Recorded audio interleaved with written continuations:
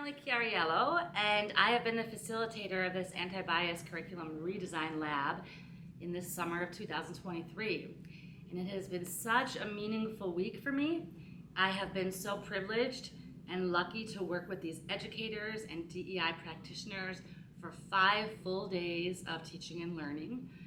We started the week learning the foundations of anti-bias education via the Learning for Justice social justice standards. And then day 2, everyone who participated unpacked their curriculum and looked at it from a September to June perspective and just got kind of a macro look and checked out where their gaps were and where their needs were. And then we spent the rest of the week using that data to revise and redesign a unit in alignment with the social justice standards. And I've just been blown away, firstly, how this group has come together as a think tank and kind of supported each other, leaned in to help each other. There was no sort of territorial or selfish me time. Everything was sort of collective. I've also been really moved by how action-oriented folks are. There's a real desire to create something that they can take back to their school communities and implement. So this doesn't feel abstract like some PD can feel. It feels, like I said, very solid and actionable. And that's partly due to the facilitation, but largely due to the way participants chose to engage and spend their time. So it's 2023 now, and over 10 years ago, just over 10 years ago, I was a fellow at Learning for Justice, and at the time, that organization was called Teaching Tolerance. And my fellowship was to develop a K-12 anti-bias curriculum. And what I endeavored and what ultimately resulted was a framework for anti-bias education for K-12, and those include 20 anchor standards in the 4 domains of identity, diversity, justice, and action, and of course the grade level outcomes for how to implement it K2, 3, 5, 6, 8, and grades 9 through 12. So it's been a real treat for me because that was 10 years ago that I designed and developed those standards, and now I get to be kind of in the field with social justice educators and practitioners trying it on. And so trying it on and trying it out in their communities. And that work has inspired me to develop sort of an implementation framework, and that's what's guided the work of this week. We call it a blueprint, and it's basically looks at, from a student perspective, how are the social justice standards being taught and how am I learning about them. So we talk about having a meaningful purpose for learning as a way of establishing the social justice standards, embedding them from the start, from an understanding by design perspective. Then we look at culturally responsive learning tasks. How am I going to assess how are my students going to engage in this learning? And then we take a deep dive into our content. How can we address bias and representation in our content? How can we curate resources that support that learning task and respond to those essential questions? And then lastly, we anticipate critical conversations that are going to come up in the classroom. What are some of the challenging topics, potential triggers, sensitivities, and controversies, and how can I, as an educator, anticipate some of the strong emotions and tensions that are going to come up, and how will I instruct my way through that critical conversation? So it's been, this week has involved those 2 frameworks. First, the initial and the foundational social justice framework, IDJA, and second, this blueprint framework that shows how to implement IDJA through the curriculum. I am a close cousin, I hope to think of myself as a close cousin of Campbell Hall. I've been working with this wonderful school for 4 years now, maybe going on 5 years. And for me personally, selfishly, it feels like a think tank or a laboratory for trying out these kind of transformative methods and techniques around curriculum. Campbell Hall is a community of inquiry, and that is not just in word and in statement.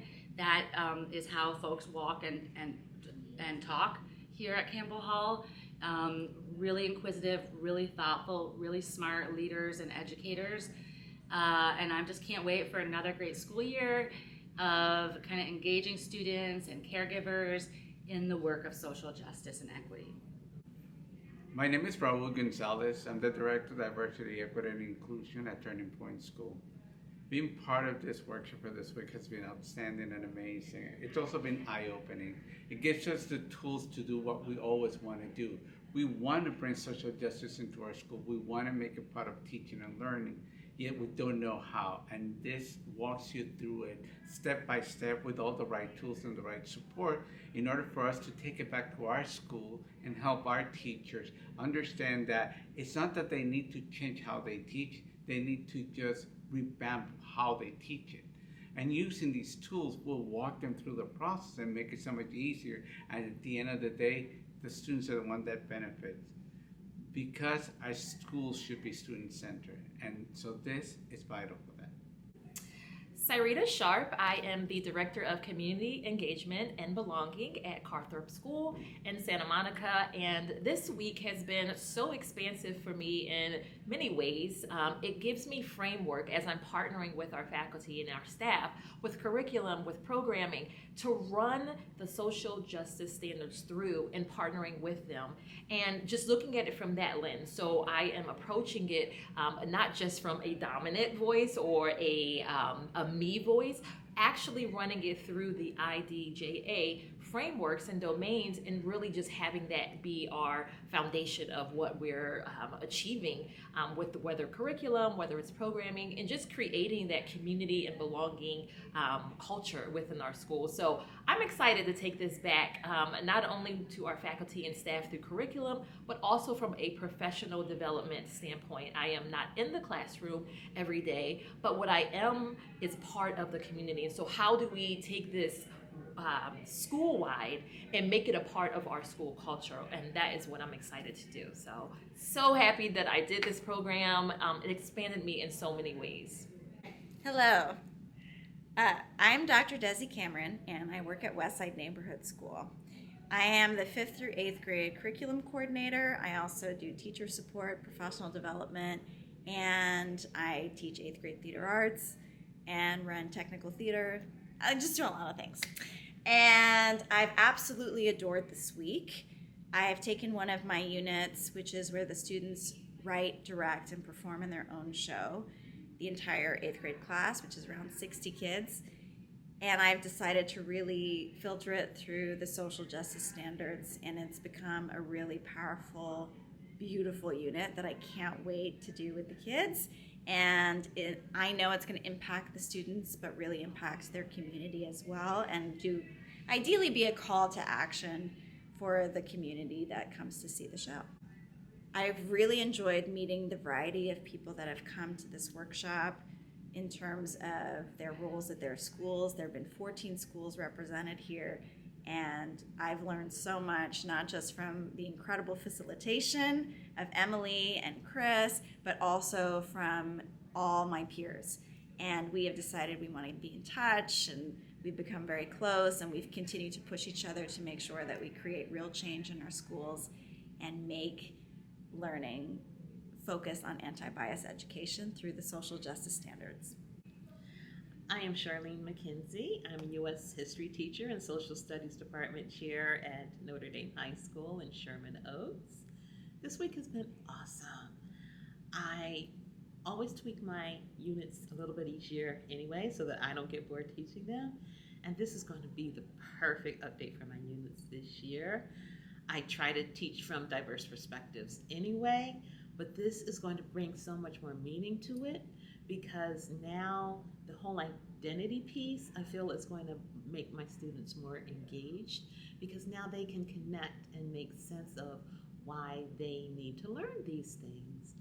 And hopefully they will stop trying to find the right answer and see how, wow, this is something I can connect to, I can make a difference, and also see others' points of view, which is what I'm always trying to get them to do anyway.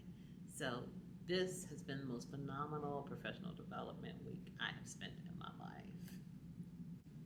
Hi, my name is Marisol Perez, she, her. I teach Spanish at Sequoia School, and I'm department chair there. And I also am the co-director of Diversity, Equity, and Inclusion, K-12. So this week at the Redesign Lab, I am so inspired because, first of all, it's really made me think about all the great work that we're already doing, and it's given me a way to put all that great work in a framework that is cohesive and everyone can plug into, and it just was a great way to organize everything that we're doing, all the great work that's happening at my school. And it'll also provide a way for people to understand places for growth. And I think that's really important for all of us because if there's one thing teachers do and people who are educators and part of the schools that we're in is that they want to know how to grow, and they're always there to look to make it a better experience for all of our students.